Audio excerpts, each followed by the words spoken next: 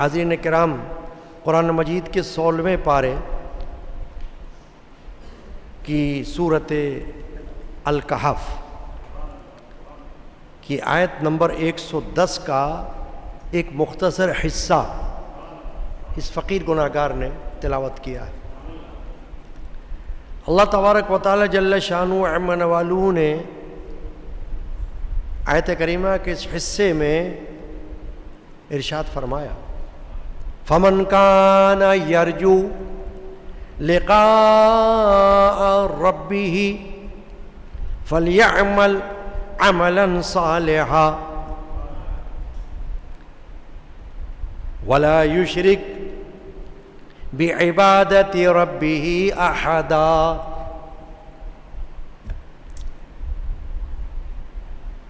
یہ آیت شریفہ کا حصہ فرمایا، تو جسے اپنے رب سے ملنے کی امید ہو،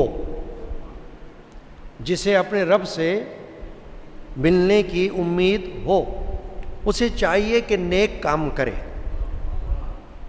اور اپنے رب کی بندگی میں کسی کو شریک نہ کرے۔ یہ حصہ تھا آیت شریفہ کا جس کا ترجمہ ہے۔ پھر پڑھتا ہوں، فمن کان یرجو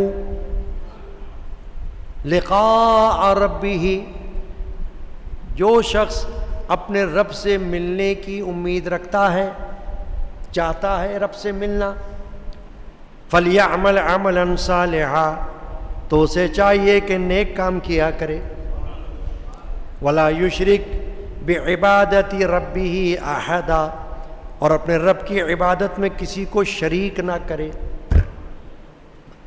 اسی پر گفتگو مقصود ہے، اور آج کے جمعہ مبارک کا موضوع ہے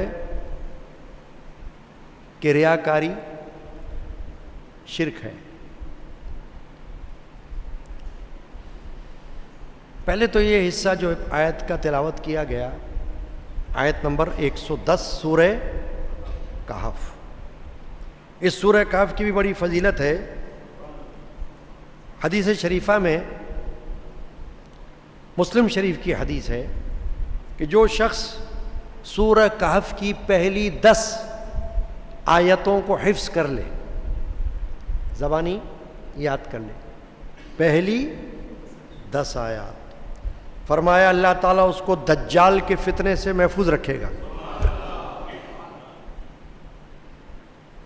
یہ حدیث پاک، ایمان ہے نا ہمارا حدیث پر۔ دوسری حدیث، حضور نے فرمایا جو شخص سورہ کہف کو پڑھے وہ 8 دن تک ہر فتنے سے محفوظ رہے گا۔ جو شخص سورہ کہف کی تلاوت کر لے وہ 8 دن تک، یعنی 1 ہفتے تک ہر فتنے سے بچے گا۔ بس ہمارا ایمان ہونا چاہیے۔ اسلام تو نام ہی ایمان کا ہے نا، اور ایمان نہ ہو تو پھر کیا اسلام ہے؟ پھر تو جو چاہے کوئی کرے۔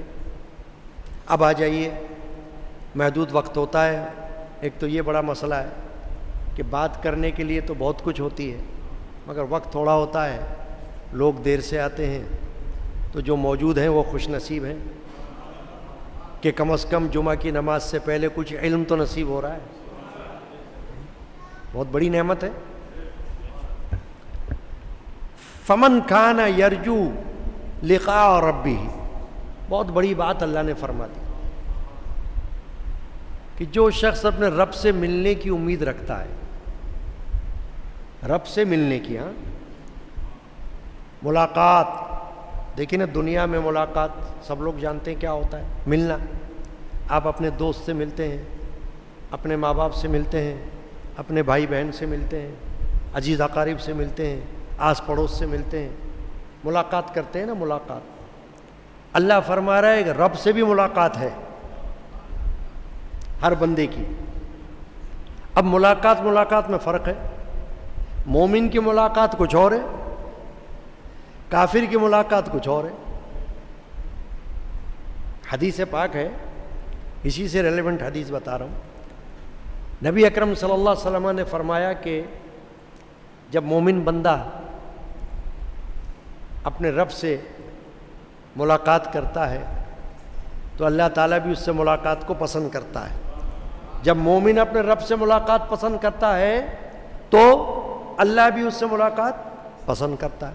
ام المومنین حضرت عائشہ صدیقہ رضی اللہ تعالیٰ نے سنا تو سن کے پوچھا یا رسول اللہ یہ ملنا موت ہے تو موت تو سب کو آئے گی, پسند اور ناپسند کا کیا مسئلہ.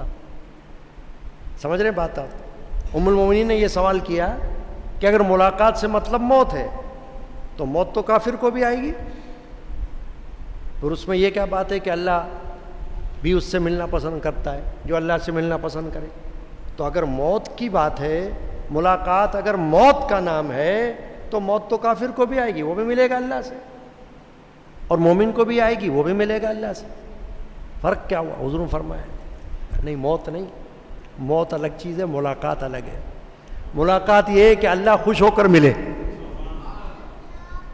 کافر سے بھی ملاقات ہوگی اللہ کی, مگر اللہ تعالیٰ کو خوشی نہیں ہوگی اس سے مل کر. کیوں؟ کہ اس نے اللہ کے فرمان کو تو مانا ہی نہیں دنیا میں, اپنی بات پہ چلا. تو ملنا تو اس کو بھی ہے, مگر ملاقات کا فرق ہے. اسی لیے ایک حدیث پاک ہے کہ جب مومن کی موت آ جاتی ہے اور اس کے جنازے کو لوگ اٹھاتے ہیں قبرستان کی طرف لے جانے کے لیے, تو وہ اندر سے یہ کہتا ہے, مگر کاندھا دینے والے اس کی آواز نہیں سنتے. وہ اندر سے کہتا ہے مومن بندہ, مجھے جلدی لے چلو, جلدی لے چلو. اور اس کو اس وقت اس کا ٹھکانہ اچھا والا دکھا دیا جاتا ہے, فرشتے اس کو دکھا دیتے کہ تو بہت اچھی جگہ جا رہا ہے بیٹا, ہے نا. تو وہ خوش ہو جاتا ہے, کہتا ہے پھر جلدی لے چلو, دیر نہیں کرنا ہے, چلو جلدی, چلو جلدی منزل کی طرف. اور جب کافر کی موت آتی ہے تو فرمایا اس کو جب کوئی دفن کرنے کے لیے لے جا رہا ہوں یا اس کا آخری رسم ادا کرنے, تو وہ کہتا ہے ہائے مجھے کہاں لے جا رہے ہو, یعنی اس کو برا ٹھکانہ نظر آتا ہے. تو کہتا ہے توبہ توبہ, کہاں لے جا رہے ہو مجھے بھائی, چھوڑ دو چھوڑ دو چھوڑ دو, یوں سمجھو آپ. وہ کہے گا نہ نہ نہ میں نہیں جاؤں گا, میں نہیں جا رہا بھائی, کیوں مجھے لے جا رہے ہو. یہ ہے فرق, ملاقات کا فرق یہ ہے.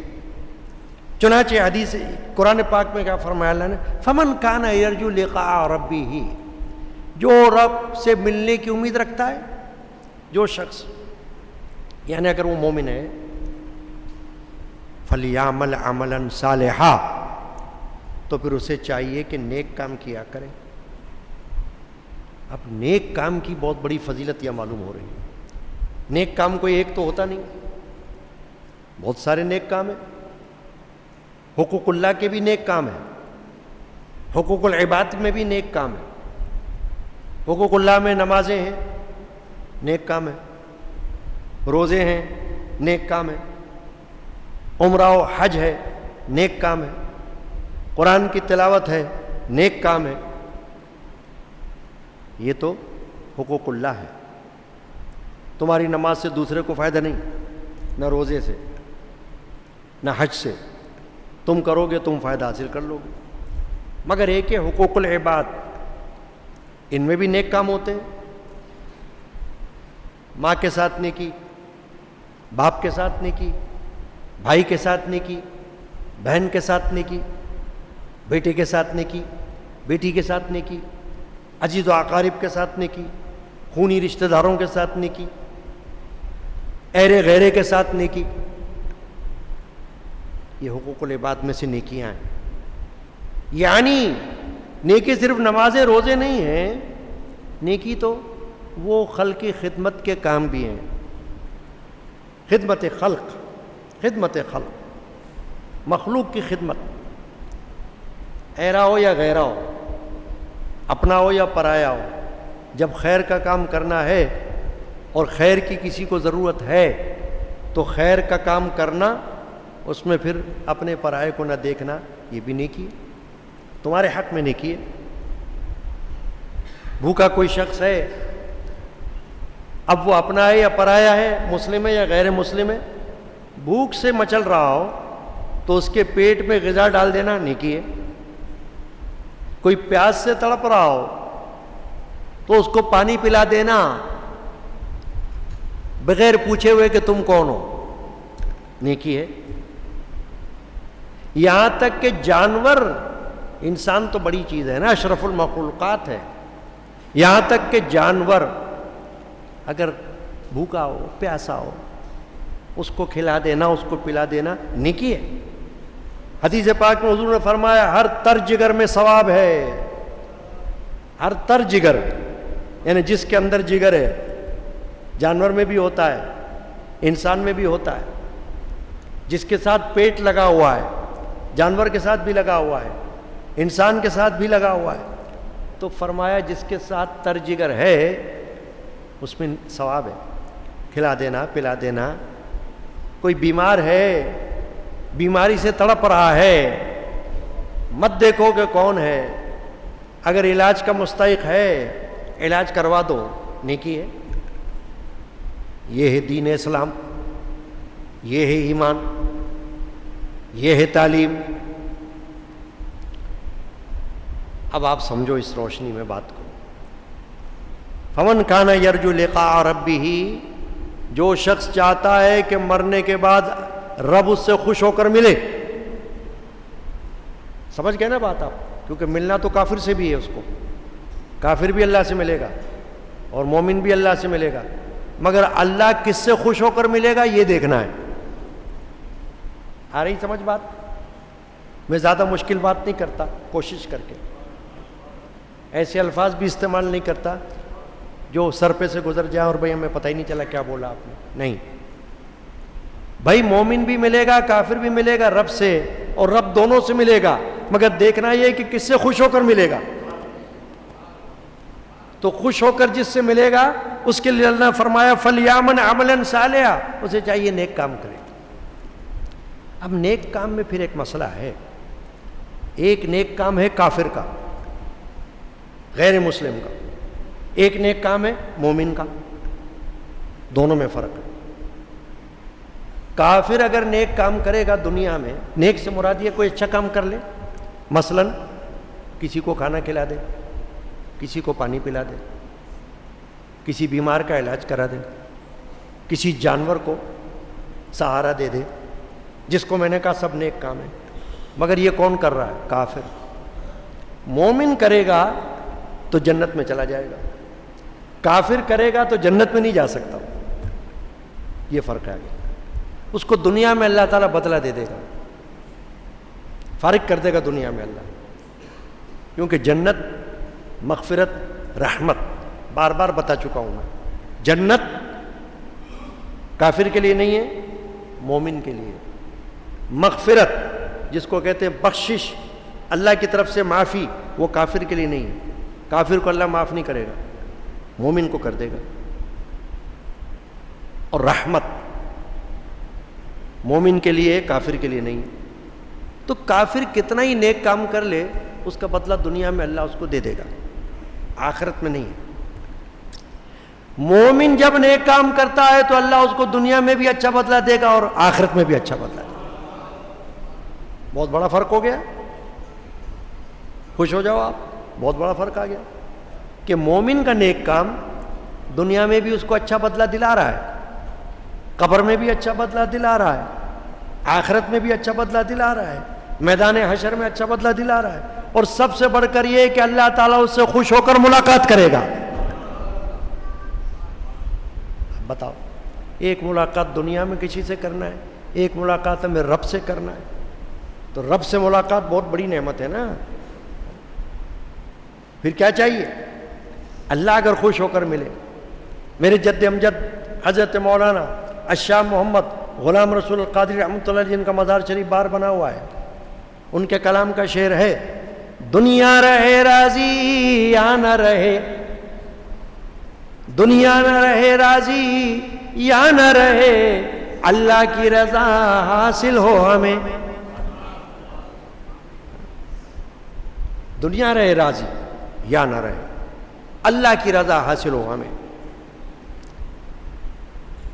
اللہ کی رضا سے بڑھ کے کوئی بھی چین نہیں، آرام نہیں۔ اللہ کی رضا سے بڑھ کے کوئی چین آرام نہیں ہے۔ تم نرم گدوں پہ سو جاؤ، تم اعلیٰ لگژری ٹائپ کی زندگی گزار لو، مگر اصل چین، اصل آرام، اصل سکون یہ اللہ کی رضا میں، کہ اللہ راضی ہے۔ اللہ راضی ہے تو کانٹوں پر بھی بندہ سو جائے تو بیڑا پار ہو جائے گا، اور اللہ راضی نہیں ہے تو اگر فوم کے گدوں پہ بھی کوئی سو جائے، اسپرنگ کے گدوں پہ بھی کوئی سو جائے، اچھی کوالٹی کے گدوں پہ کوئی سو جائے، تخت پر سو جائے، کوئی مسئلہ نہیں، کیونکہ اللہ راضی نہیں ہے نا۔ تو اللہ کی رضا بہت بڑی نعمت ہے، اور یہ بشارت اہل ایمان کے لیے ہے۔ جو شخص چاہتا ہے اپنے رب سے ملنے کی، ملاقات کی امید پر، جو یہ چاہتا ہے کہ رب اسے اچھا ملے، ملاقات کرے خوش ہو کر، فَلْيَعْمَلْ عَمَلًا صَالِحًا، اسے چاہیے کہ نیک کام کیا کرے۔ اب آگے دیکھیں کیا بات آئی، جو آج کا موضوع ہے، وَلَا يُشْرِكْ بِعِبَادَةِ رَبِّهِ أَحَدًا، اور اپنے رب کی عبادت میں، رب کی بندگی میں کسی کو شریک نہ کرے، یعنی شرک سے بچے۔ ایک ہے توحید ایک اللہ کو ماننا، مونوتھیزم، اور ایک ہے شرک، پولیتھیزم، وہ یہ کہ اللہ کے ساتھ کسی اور کو بھی اللہ ماننا، معبود کے ساتھ کسی اور کو بھی معبود ماننا، ایک سے زیادہ اللہ کا تصور۔ ہندوازم میں ہے، یا بدھ مت میں ہے، یا پارسی مذہب میں ہے، یا کرسچینٹی میں بھی ہے۔ مسیح علیہ السلام کے بارے میں جو عیسائیوں کا عقیدہ ہے وہ شرک ہے، کہ وہ کہتے ہیں کہ یہ بھی خدا وہ بھی خدا، دونوں مل کے ایک خدا تو شرک ہے۔ تو توحید اور شرک یہ دو آپس کی ضد ہیں، ضد۔ اللہ فرماتا ہے کہ اپنے رب کی بندگی میں وہ کسی کو شریک نہ کرے۔ ایک ہے شرک اکبر، ایک ہے شرک اصغر۔ شرک اکبر بڑا شرک، وہ تو یہ ہے کہ کھلے بندوں علی الاعلان اللہ کے ساتھ کسی اور کو بھی اللہ مان لے، کہ یہ بھی اللہ ہے وہ بھی اللہ ہے، یہ بھی معبود ہے وہ بھی معبود ہے، اس کی بھی عبادت کرتا ہوں اس کی بھی عبادت کرتا ہوں۔ قرآن میں یہ باتیں موجود ہیں کہ جو مشرکین تھے وہ اپنے بتوں کی عبادت معبود سمجھ کے کرتے تھے ان کو، کہ یہ بھی معبود ہے ہمارے، حبل بھی معبود ہے، نصر بھی معبود ہے، لات بھی معبود ہے، یعنی بتوں کے نام، یہ سب معبود ہے ہمارے، معاذ اللہ۔ تو اللہ فرماتا ہے نہیں، یہ نہیں، یہ تو کھلے عام شرک ہو گیا۔ اور ایک شرک اصغر، شرک اصغر کی تعریف یہ ہے کہ کوئی بندگی، کوئی عبادت اللہ کی اللہ کے لیے نہ کرے، دکھانے کے لیے کرے، جس کو ہم کہتے ہیں ریاکاری۔ اور یہی موضوع ہے آج کے جمعے کا، کہ حدیث پاک میں انہوں نے فرمایا ریاکاری شرک ہے، کہ بندہ اللہ کے لیے نماز نہ پڑھ رہا ہو، بندہ بندے کے لیے پڑھ رہا ہو، اس کو دکھانے کے لیے، ویسے نہ پڑھتا ہو۔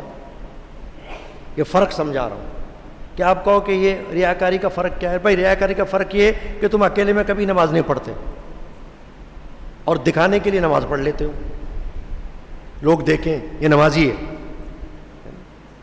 تم روزے سے رہتے ہو لوگوں کے سامنے، گھر میں تم کھاتے پیتے ہو روزے کے دوران، تو کیا ہو گیا؟ ریاکاری ہو گئی نا، کہ تم نے لوگوں کو دکھانے کے لیے اپنے آپ کو روزہ دار بنا لیا، اور ویسے تم روزہ دار نہیں ہو۔ تو جب بھی کوئی عبادت مخلوق میں سے کسی کو دکھانے کے لیے کی جائے گی وہ ریاکاری کہلائے گی، اور ریاکاری کا تعلق نیت سے ہے۔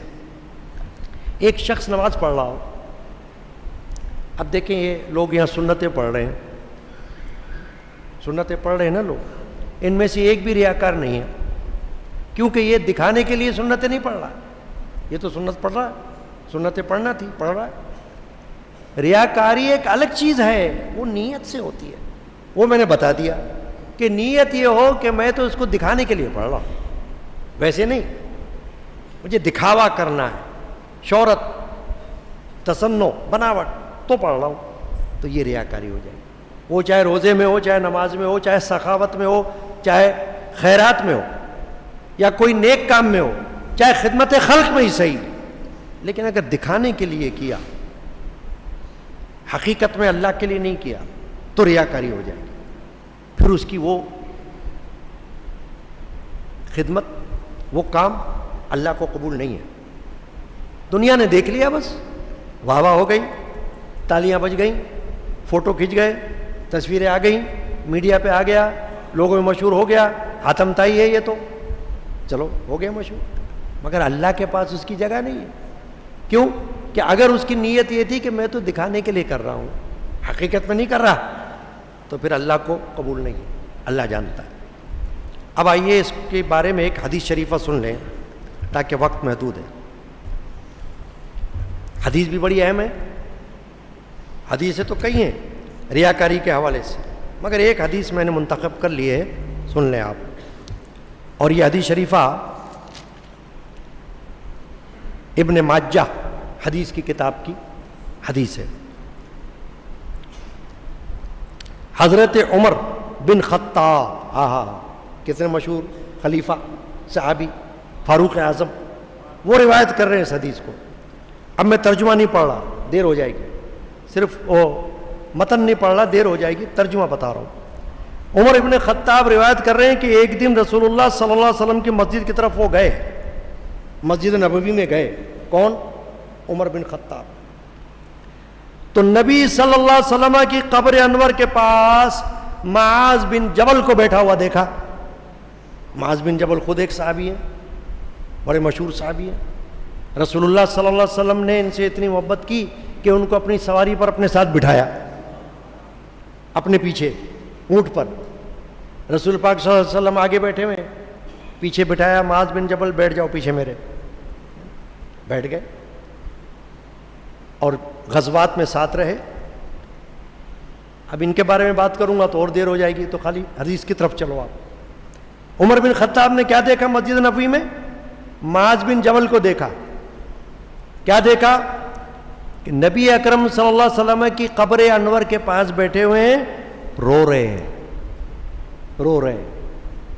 اب ایک رونا تو یہ بھی ہو سکتا ہے کہ رسول پاک کی محبت میں رو رہے ہیں. بڑا مبارک ہے وہ آنسو جو حضور کے عشق میں آنکھوں سے نکلے. بھائی دنیا کے لیے تو بہت سے لوگ روتے ہیں یار، پیسہ چلا گیا رونا آ گیا، مال چلا گیا رونا آ گیا، جان چلی گئی رونا آ گیا، کوئی قبضہ ہو گیا تو رونا آ گیا، کسی نے مارا تو رونا آ گیا. یہ رونا الگ ہے. اللہ اور رسول کے عشق میں رونا، وہ تو اللہ کو بھی پسند ہے اور رسول اللہ کو بھی پسند ہے. تو دیکھا کہ معاذ بن جبل رضی اللہ تعالی عنہ، عمر بن خطاب دیکھ رہے ہیں، وہ بھی اہم صحابی، جو وہاں بیٹھے حضور کے قبر انور کے پاس رو رہے ہیں، وہ بھی اہم صحابی. وہ دیکھا کہ رو رہے ہیں تو پوچھا کہ آپ کو کون سی چیز رلا رہی ہے نا؟ ما یبکی کا، یہ حدیث کے الفاظ ہے. کون سی چیز نے تجھے رلایا ہے معاذ؟ کیوں رو رہے ہو بھائی؟ کیا بات ہو گئی؟ یعنی کوئی دنیا کا مسئلہ آ گیا؟ کیا مسئلہ ہے؟ کچھ وضاحت بھی تو کرو نا. قال یبکینی سمعتہ من رسول اللہ صلی اللہ علیہ وسلم. انہوں نے کہا کہ مجھے ایک چیز رلا رہی ہے، ایک چیز، ایک بات، کہ میں نے رسول اللہ صلی اللہ علیہ وسلم کو فرماتے ہوئے سنا کہ تھوڑی سی ریاکاری بھی شرک ہے. تھوڑا سا دکھاوا، بہت بڑا نہیں. یعنی اگر کوئی تھوڑا سا دکھاوا بھی کر لے گا نا، یہ بھی اللہ کو پسند نہیں ہے، یہ بھی شرک ہے. کہ اللہ کے سوا تم نے کسی اور کو دکھانے کے لیے عبادت کر لی، بندگی کر لی، نیک کام کر لیا، یہ بھی شرک ہے. اور پھر فرمایا معاذ بن جبل نے کہ اور جو اللہ کے ولی سے دشمنی کرے وہ اللہ کے سامنے جنگ کے لیے آ گیا. یعنی یہ بھی حضور نے فرمایا. معاذ بن جبل کہتے ہیں کہ جو اللہ کے دوست کے ساتھ عداوت رکھ کے دشمنی کرے، اللہ اس سے جنگ کرے گا. یہ ایک الگ حدیث ہے بڑی مشہور. من عادی لی ولیا فقط آذنتہ بالحرب، کہ جس نے میرے کسی دوست کے ساتھ دشمنی کی، میری طرف سے اس کے لیے جنگ کا اعلان ہے. یعنی اللہ جنگ کرے گا اس کے ساتھ، آ جاؤ میرے ساتھ جنگ کرنے. کون کرے گا جنگ اللہ کے ساتھ؟ اللہ تعالیٰ پسند کرتا ہے ان نیکوں، پرہیزگاروں، چھپے ہوئوں کو کہ جب وہ غائب ہو جائیں تو ڈھونڈے نہ جائیں، اور اگر حاضر ہوں تو بلائے نہ جائیں، قریب نہ قریب کیے جائیں، ان کے دل ہدایت کے چراغ ہوں، ہر تاریک گرد آلود سے نکل جائیں. یہ معاذ بن جبل فرما رہے کہ حضور نے یہ فرمایا کہ ایسے اللہ کے دوست کہ جب وہ نیک ہیں، پرہیزگار ہیں، چھپے ہوئے ہیں لوگوں سے، لوگ ہر ایک کو پہچانتے نہیں ہیں. دیکھیں نبی کو تو لوگ کہتے ہیں یہ نبی ہے، نبی ہے، نبی. ہر ولی کو نہیں پہچان سکتے آپ، کیونکہ ولی کے لیے علماء نے فرمایا، صوفیاء نے فرمایا کہ وہ لوگوں کے درمیان رہیں گے اور بہت سے لوگوں کو پتہ ہی نہیں ہوگا کہ یہ ولی ہے اللہ کا. جیسے فرمایا ہر متقی، ہر پرہیزگار، اگر 40 لوگ جمع ہو جائے ایک جگہ تو ان میں سے ایک نہ ایک ولی ہوگا. تو یہ ولی ہے، یہ ولایت ہے. تو ولایت کے لیے اعلان ضروری چیز نہیں ہے. ولی اپنے گلے میں ایڈورٹیزمنٹ کا اشتہار نہیں لگاتا، پبلسٹی کا، میں ولی ہوں، میں ولی ہوں. نہیں، ولی تو وہ ہوتا ہے جو اس کو کوئی ولی کہتا تھا، کہتا میں تو گناہ گار ہوں، میں تو اللہ کا ایک عاجز بندہ ہوں، بس میں تو تمہارے جیسا ایک بشر ہوں، یہ کہتا ہے. یہ نہیں کہ خود ہی کہتا پھر میں تو ولی ہوں. نہیں. تو حضور نے فرمایا کہ اگر وہ غائب ہو جائیں تو کوئی ان کو ڈھونڈنے نہ جائے، کیونکہ پہچانتا ہی نہیں. اگر حاضر ہوں تو ان کو کوئی اپنے قریب نہ بلائے، کیونکہ پہچانتا نہیں کہ یہ ولی ہے اللہ کا، یعنی قدر نہیں کرے گا ان کی، ان کو کیا پتہ یہ ولی ہے اللہ کا. تو ان کے دل ہدایت کے چراغ ہوں، ہر تاریک گر آلود سے نکل جائیں. یعنی اللہ تعالیٰ نے ان کو ایسا شرف بخشا ہوا ہے کہ ان کے دلوں کے اندر ہدایت کا نور پیدا فرمایا ہوا ہے اپنے دوستوں کو، ولیوں کو. تو یہ میں نے حدیث کیوں پڑھی کہ اس میں بات آئی ہے کہ ہر چھوٹی ریاکاری بھی شرک ہے. تو ریاکاری جو اس سے بچنے کی دعا ہم سب کو کرنا ہے کہ جو عبادت کریں خالص اللہ کے لیے کریں. حقوق اللہ میں سے کریں تو اللہ کے لیے کریں، حقوق العباد میں سے کریں تو اللہ کے لیے کریں، تاکہ اللہ تعالیٰ راضی ہو جائے. اور جب ہماری موت ہو اور ہم اپنے آخری سفر کی طرف جائیں تو پتہ چلے کہ اللہ تعالیٰ ہماری ملاقات کا خواہش مند ہے، کہ آ جاؤ آ جاؤ، منتظر ہوں تمہاری ملاقات کا. اور یہ بھی خوش ہو جائے اور اللہ بھی خوش ہو جائے. صلی اللہ تعالیٰ علی محمد وعلی آلہ وصحبہ.